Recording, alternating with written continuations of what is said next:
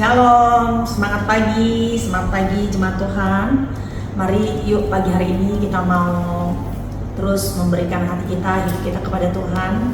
Sebelum kita melakukan aktivitas kita sepanjang hari ini, kita mau meminta hikmat dan tuntunan Tuhan. Kita satukan hati, kita berdoa.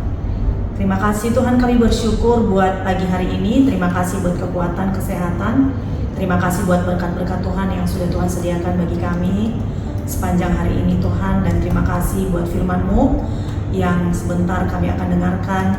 Berbicaralah Tuhan kepada setiap kami, dan biarlah kiranya lewat firman-Mu hari ini itu boleh menjadi kekuatan bagi kami di dalam menjalani hari-hari kami Tuhan. Terima kasih Bapa, di dalam nama Yesus kami mengucap syukur dan berdoa. Amin. Amin ya. Shalom jemaat Tuhan. Masih dalam topik yang sama di bulan Agustus, kita diberikan kuasa untuk menang ya, dan hari ini saya bakal topik menang dalam penderitaan. Berbicara tentang penderitaan rasanya nggak enak ya. Kalau ditanya siapa yang mau menderita, pasti nggak ada yang mau. Tapi kalau ditanya siapa yang mau dapat hadiah, pasti nomor satu, ya kan? Siapa yang mau dapat berkat, pasti nomor satu, gitu.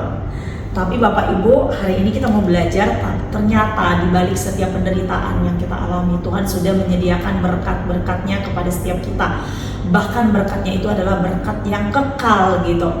Dan saya ketika mendapatkan topik ini, menang dalam penderitaan gitu ya. Yang ada di benak saya itu saya langsung ingat dua tokoh ya, yang benar-benar saya teladani, yang benar-benar saya kagumi. Yang tentu tokoh yang pertama adalah Tuhan Yesus Kristus sendiri ya, yang kita tahu udah nggak ada duanya lah gitu ya, bagaimana Yesus Kristus menang dalam penderitaannya. Lalu yang kedua adalah tokoh Alkitab yang paling saya teladani adalah Ayub gitu ya, bagaimana Ayub benar-benar muncul sebagai pemenang di dalam penderitaan yang sangat dahsyat. Kalau saya katakan ya, sangat dahsyat di dalam penderitaannya. Baik Bapak Ibu, kita baca di dalam Roma 8 ayat 37. Tetapi dalam segala hal ini kita lebih daripada orang-orang yang menang oleh Dia yang telah mengasihi kita. Dan saya lanjutkan di dalam 2 Korintus 4 ayat 17. Sebab penderitaan ringan yang sekarang ini menghasilkan kemuliaan yang kekal, yang jauh lebih besar daripada penderitaan kita. Ya, amin buat firman Tuhan Bapak Ibu. Menjadi lebih dari pemenang berarti kita akan menghadapi yang namanya pencobaan hidup. Orang gak bisa dikatakan menang kalau gak ada tantangannya, ya kan? Orang gak akan bisa dikatakan menang kalau dia gak mengalami satu pertandingan, satu perlombaan. Gak ada tuh tiba-tiba menang atas apa gitu. Ya pokoknya menang aja, gak ada Bapak Ibu ya. Tetapi kita dikatakan menang karena ada hal-hal yang harus kita lalui, ada hal yang harus kita lewati gitu ya. Dan ayat ini berbicara tentang penderitaan ringan yang sekarang ini. Penderitaan yang dimaksud di sini penderitaan seperti apa sih? Ya, penderitaan atau kesulitan yang dialami oleh orang percaya yang ada di dunia ini. Penderitaan di sini bisa juga diartikan seperti tantangan hidup, ya, bisa juga diartikan sebagai aniaya, juga bisa juga diartikan sebagai penyakit, ya. Dan meskipun terasa berat, Paulus ya di dalam ayat ini menekankan bahwa penderitaan ini bersifat sementara dan penderitaan ini sifatnya itu ringan. Kenapa dikatakan sifatnya ringan? Jika dibandingkan dengan kemuliaan kekal yang akan datang. Tapi dicatat, penderitaan itu gak ada apa-apanya ketika kita menang. Dan ketika kita menang, kita akan mendapatkan kemuliaan kekal yang tidak bisa dibandingkan dengan apapun. Sekali lagi, jika kita menang. Dan pagi hari ini kita mau belajar menang dalam penderitaan Bapak Ibu. Ya, mengapa dikatakan mengerjakan bagi kami kemuliaan kekal yang melebihi segala-galanya? Ayat ini menunjukkan bahwa penderitaan yang dialami orang percaya itu memiliki tujuan. Ya, penderitaan itu bukan hanya sekedar pengalaman yang negatif. Aduh, kok rasanya gak enak banget Tuhan, kok sakit penyakit ini gak enak banget, kok rasanya tantangan hidup ini gak enak banget gitu ya. Dan penderitaan itu juga menjadi sarana yang digunakan Tuhan untuk menghasilkan kemuliaan kekal bagi setiap orang yang menang. Dan kemuliaan kekal ini jauh lebih besar dan lebih berharga daripada segala penderitaan yang dialami di dunia ini. Bapak Ibu, berbicara tentang penderitaan, saya termasuk orang yang dari sejak kecil itu kayaknya kok hidup saya ini gak jauh-jauh gitu dari penderitaan. Kok kayaknya dari sejak saya lahir bahkan sampai saya menikah, kok kayaknya penderitaan itu akrab banget gitu dengan hidup saya. Beneran, kalau saya mungkin cerita, dari perjalanan hidup saya, dari saya dilahirkan gitu ya, terus sampai saya terus beranjak anak-anak, dewasa, bahkan sampai saya menikah, kok rasanya penderitaan itu selalu ngikutin gitu ya.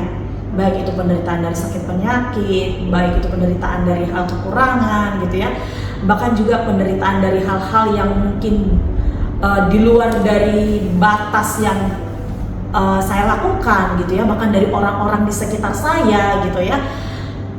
Bahkan saya sampai di satu titik saya mengeluh dan komplain sama Tuhan. Saya bilang, Tuhan, kenapa sih aku harus ngalamin ini? Kenapa harus aku gitu? Salahku apa Tuhan? Tuh bayangkan Bapak Ibu. Saya komplain, saya ngeluh sama Tuhan. Saya bilang, Tuhan salahku apa sih? Kenapa sih aku harus ngalamin ini gitu? Bahkan saya pernah bilang, Tuhan saya nggak pernah neko-neko loh. Saya tuh jalannya selalu lurus gitu. Tapi aku kenapa harus ngalamin ini gitu? Dan setiap kali Bapak Ibu kalau saya mengingat penderitaan demi penderitaan yang saya lalui dari semenjak saya kecil ya, mungkin kalau saya ceritakan lewat video devotion yang hanya durasi kurang lebih 10 menit ini, itu nggak cukup Bapak Ibu ya, bisa dikomplain oleh tim Mulmet itu kepanjangan gitu ya.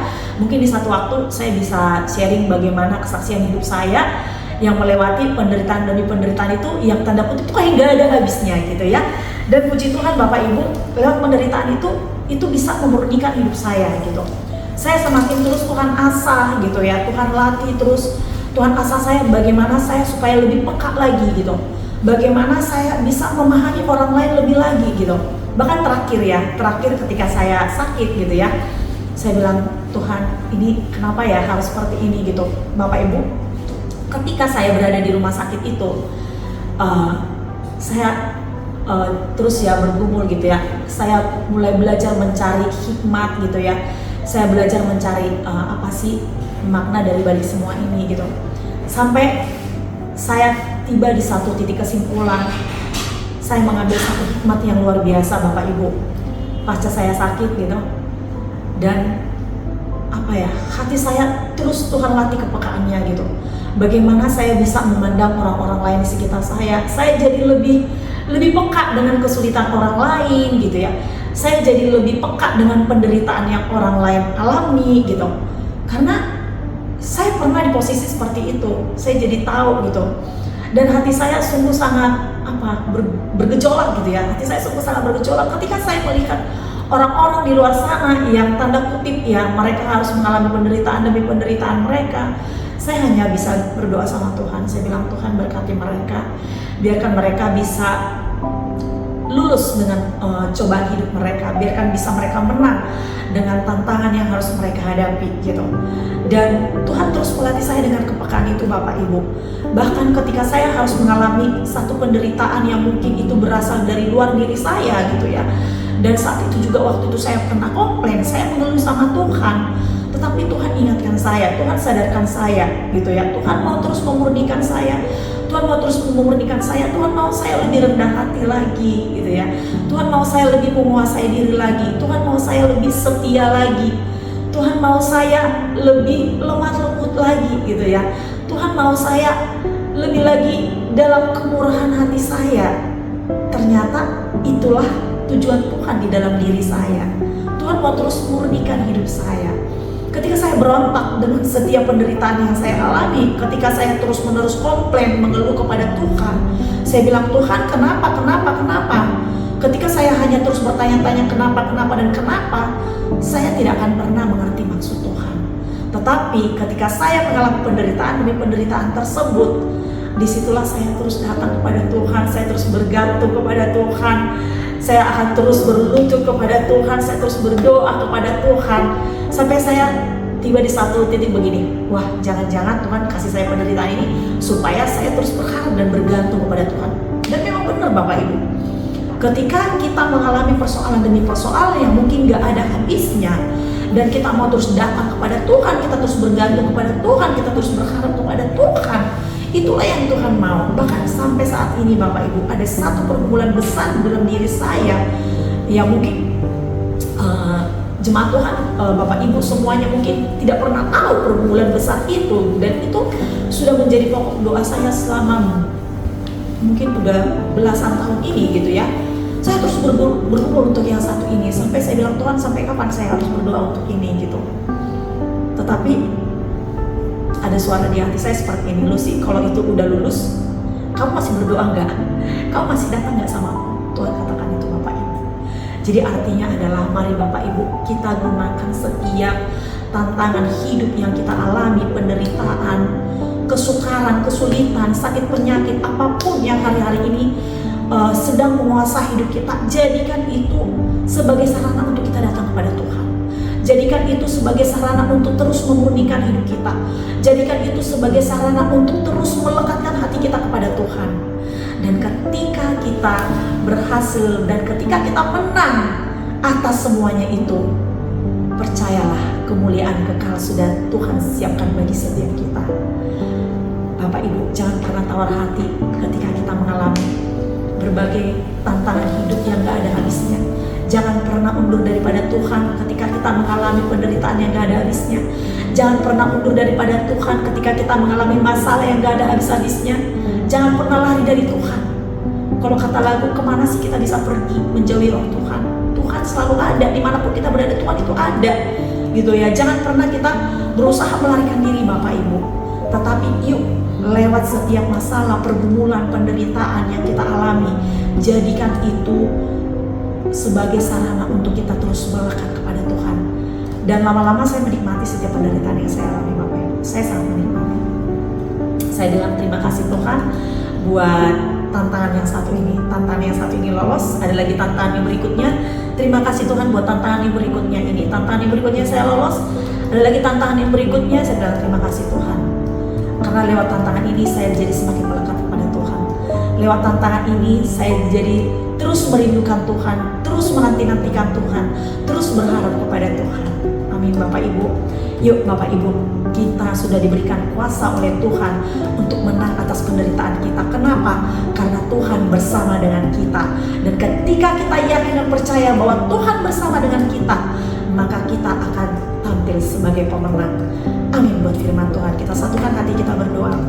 Terima kasih Tuhan buat setiap penderitaan yang mungkin hari-hari ini sedang Tuhan izinkan terjadi di dalam hidup kami. Tuhan, kami mau lewat setiap tantangan hidup, lewat setiap kesukaran hidup, lewat setiap permasalahan, penderitaan yang sedang kami alami, lewat setiap sakit penyakit, apapun Tuhan, hal-hal yang tidak enak yang sedang kami alami di hari-hari terakhir ini Tuhan Yesus, kami mau berkata terima kasih Tuhan.